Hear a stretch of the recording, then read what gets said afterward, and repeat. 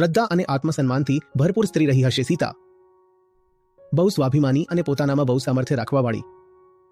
એકવાર પણ એમણે એ ન કહ્યું કે જ્યારે તમે જંગલમાં ઠોકરો ખાતા ખાતા ફરી રહ્યા હતા તો મને પકડી રાખી હતી, અને હવે જ્યારે રાજમહેલનું સુખ ભોગવવાનો સમય આવ્યો છે તો મને હાંકી મૂકો છો. એકવાર પણ ન કહ્યું સીતાએ. શું હવે એક ધોબીએ જ તો કહ્યું છે ને, હું નથી જવાની. અને સીતા ગર્ભવતી હતી. કોઈ આપત્તિ નહોતી. બોલી, ઠીક છે, મને રામ બચાવશે.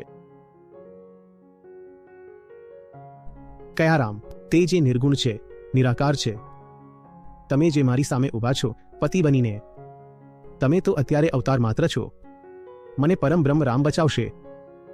એ જ બધાને બચાવે છે, એ જ તમને પણ તો બચાવે છે. પરંતુ એવું થવા માટે પણ બહુ હિંમત જોઈએ, બહુ ખુદદારી જોઈએ. અને આવી હતી સીતા.